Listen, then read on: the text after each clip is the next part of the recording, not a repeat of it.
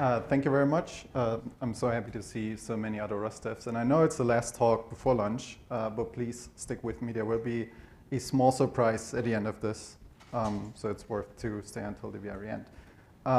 This is me, I'm Björn. We have to go further. That's a photo of me, but there's not too much time. First of all, I want to spend a couple of words about why FFIs are an important piece of the puzzle, even more so for us. So if you don't know yet, FFI stands for Foreign Function Interface, and it allows code written in one language to call code written in another language. And although, like we've heard, Rust is in the Microsoft kernel, it's in the Linux kernel, it still needs more widespread adoption at companies of all kinds of sizes. And if you want to introduce Rust at your company, chances are you will have to interact with an existing code base. And a lot of code is written in C++.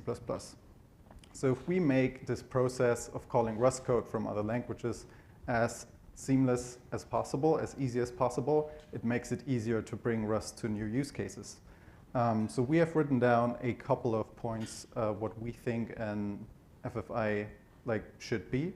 If you want to access Rust code, you shouldn't have to write many lines of boilerplate code.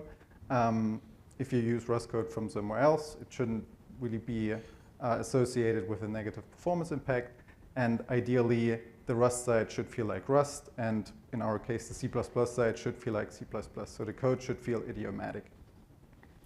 So why do we think we can stand here and tell you something about good FFI properties? So at Giga Infosystems, our Rust journey started in 2016. Most of you will know that Rust only got to 1.0 in 2015, so you could say this is kind of the fearless Rust adoption, or maybe foolish.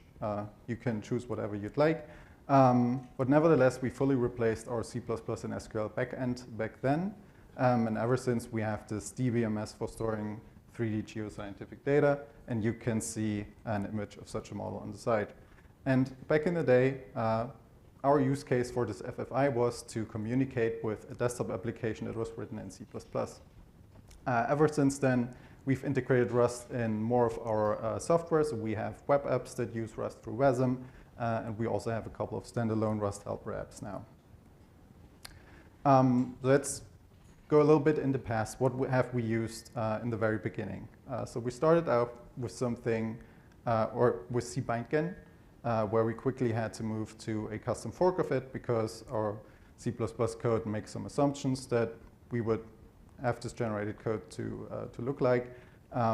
For us personally, we also had to struggle with string encoding, so between Windows and UTF-8, but that's more like a specific problem to us. But nevertheless, we had to deal with this on the Rust side as well, so we had the string encoding. But most importantly, we had to deal with manual type conversions. Like every type that you want to use in the API, you had to write your own conversion function. We had to deal with manual memory deallocation. And we had a lot of unsafe code that had to be written by devs on a day-to-day basis to manually handle pointers. And all of these points, they don't look like idiomatic Rust things. So ideally, we want to get rid of them. So here we have a look at how this code looked like in the past. So we have, we don't have to look at every line of this. It's just about all of this had to be written by a dev for things to be available in the API. So here we have a custom type, and if you spot the label there, it already is a char pointer, which is not idiomatic Rust code. You had to write a free function that frees the memory allocated by this to drop the string.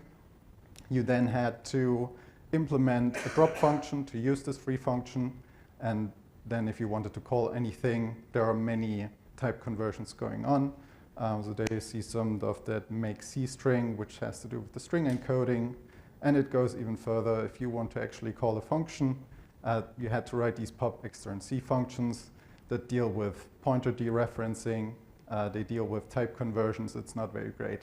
And what we've heard before, Rust people like to rely on the compiler. The compiler tells us if anything goes wrong. If you forget to implement this drop function there, the compiler won't tell you this. And if you use this, you immediately have a memory leak. So this is not a good thing if you have to write this code manually.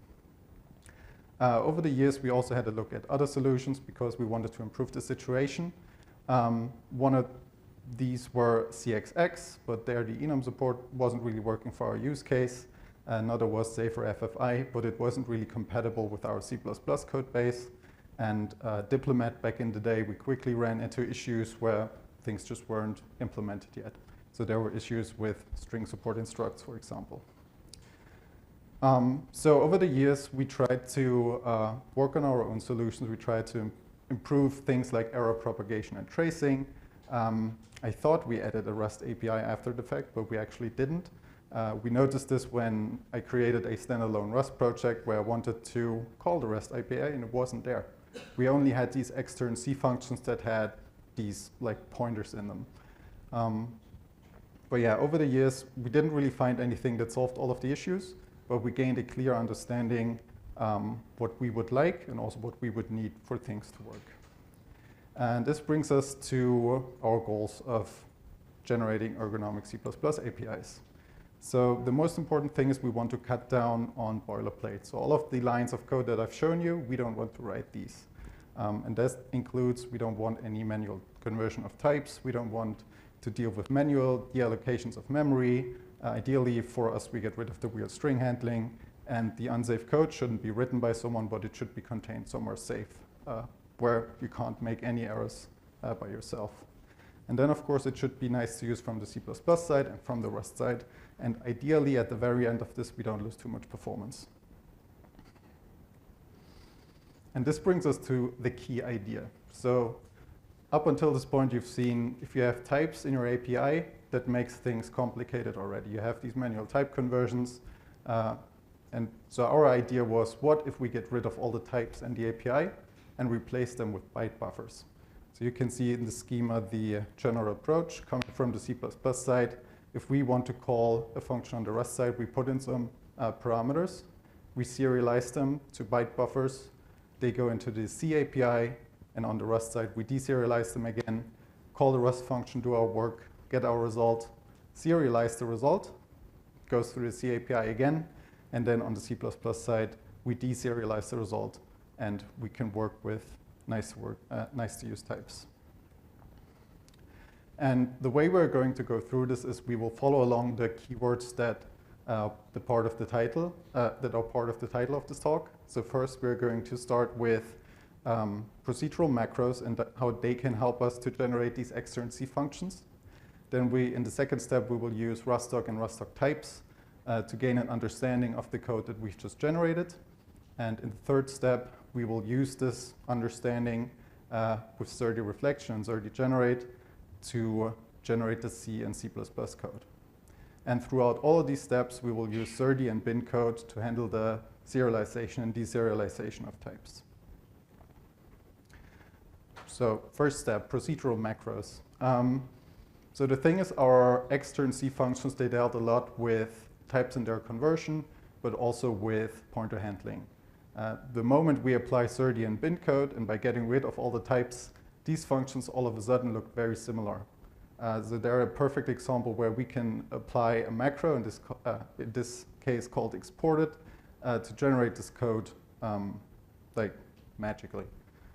Here we have a small example that I will use. So we have a test client which has the function greetings, which just takes a string, formats it, and then returns a result of a string. And as you can see, we've put the exported proc macro there as well. Now, if we have a look at the expanded version of the macro, we still at the top have our test client and the original greetings function. But at the bottom, you can see that we have generated this unsafe extern C function. And you will notice that the only type that shows up there is the test client, and name has now turned into a byte buffer. We also provide a name size, so how large is this byte buffer, and an outward going pointer for the result. And the function itself will return the size of how large that result is. If we have a look at the content of this function now, it basically boils down to two parts. The first part you can see here. We first check if the pointers are null, and if they're not null, we can dereference them. So this is already the part where we move the unsafe code into the proc macro. This doesn't have to be written by the developer anymore. And if everything is fine with the pointers, we can go on to deserialize the contents of them, so we get the name back, and then at the very end we can call the Rust function again. And throughout all of this, we have a couple of like catch unwinds and assert unwind save in place that panics don't actually panic, but are returned as nice errors. And in general, like error handling is everywhere in this API to make things nice. Now, if we have a result of this, of our Rust call, or either if there's something going wrong with the pointers, we get a result that we need to check. So if everything is fine, we get the contents of the result of our Rust function, serialize it, and then we have the bytes. We just put it in the outward going pointer and return the size of this result. And this is already the Rust side completely handled by this macro. So this doesn't have to be written by hand anymore. So if you're scared of proc macros, there won't be any proc macros anymore after this. So now we have to generate the C and C++ side. And to do this, we have to gain an understanding of what kind of functions are relevant for us, and in these functions, what types are relevant. And then whether or not they're part of such an impl block for a test client, or if they're just freestanding somewhere in space. And usually, when I need to understand Rust code that I don't understand, I go to docs.rs. Probably all of you will know this. And on this website, I can get information about everything, all the structs, all the functions. So this seems like something we might be able to use for this. Most of you will also know you can generate this documentation on your device using Rustdoc. Then you get the HTML output, and you can open it yourself. But Rustdoc actually has another output format, which is JSON. And JSON is much more like machine handleable. It's not much nicer to work with compared to HTML. The downside is it's currently still unstable. But there's a great Rustdoc types that handles reading this and then generates a very nice structure that represents our, for example, API crate and everything else that might be relevant for us. So what we do is we create this JSON for our API crate and for any other crate which might be relevant. So if you use a type from, for example, CG Math in your API, you can say we need a docs for CG Math as well, and then we generate this. But how do we use this to get to our C and C++ code? First of all, I want to show you some of the JSON output that we can get. So for example, for the greetings function, we get information, which file does it belong to, which crate does it belong to, if it's a public function, because only public functions are kind of relevant for our APIs. And most importantly, we also get information about the types that this function uses. So on the right, you can see that for the output type, it says result somewhere. And then if you go down a bit next to args and type, there would be a string in there. So we get information about all the types that are part of our functions.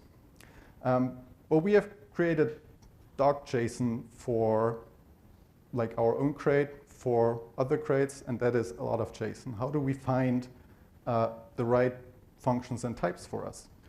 So let's go back a little bit. I've actually skipped over one thing that the proc macro generates, and that is this little config not generated extern impl. It means that if you said generated extern impl, that this code won't be compiled. The thing is, we never set this. For us, it's only a marker, because that shows up in the JSON as well under attributes. So now we know if we filter for everything that has this attribute on it, we know which functions are required, and thus we know which types are required. Now, although we know all of this, it's still quite a challenge to work this tree that Rustdoc types prepares for us to find the right types and include the external dependencies if necessary. But I'm just going to skip over this and say if you have all the types, you can turn them into Serde reflection types. So Serde reflection provides different functionality. We don't care about functionality, only about the types. Because they have a very nice property, you can just take them and put them into Serde generate. And there you can say, please generate me C++ or for me C++ code for these types, include the serialization and deserialization code.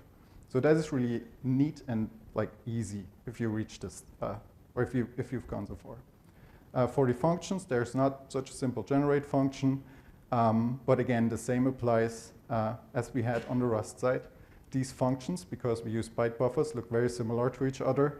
So it's actually not too bad to generate this code by hand, like manually. So after this process, we end up with a couple of C++ files. And I just want to go over them real quick. So first we have a couple of files related to bin code and Serde.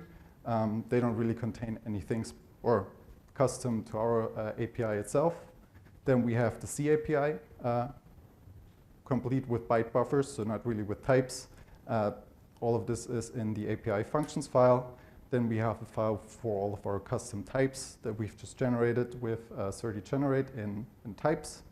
Then we generate a file for every object like test client, like I've showed you, with all the C++ functions. And for any function that's not associated with such a type, we have a freestanding functions file as well. So let's have a look at how this looks like for a simple example. This is the raw C API. Again, you can see the only type that shows up is test client, and name is still a byte buffer as well as the result. On the C++ side, we have the test client HPP file, which has this test client holder, which also pointed to this test client from the raw C API. And most importantly, here you see the greetings function has its type spec. So it returns a string, gets a string, and that's really nice to use from the C++ side. The function itself looks very much like the things we have seen on the Rust in the extern C function, just swapped around. So first we deal with the serialization of our input arguments, and we prepare the outward going pointer. Then we call the Rust function via the C API with GSTR greetings. Then we get our result, and we deserialize the result. Here we have kind of a funky type called result string serializable error. We're going to have a look at what this is in a moment.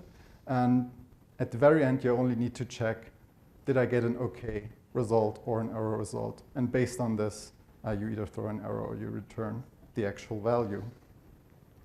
Now for the result type, we have to use kind of custom types there. And we basically put it together by what the result contains on the Rust side. So if we return a string, we have a result string serializable error. If we return something else, that will change, as you will see in the more advanced example.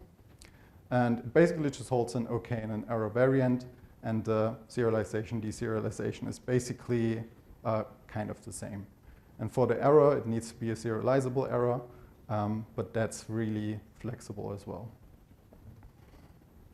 So let's have a look at a more complex example. In this case, we have our test client with a runtime on it.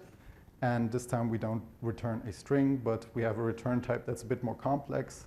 This one has a Boolean and then an option of a box of itself.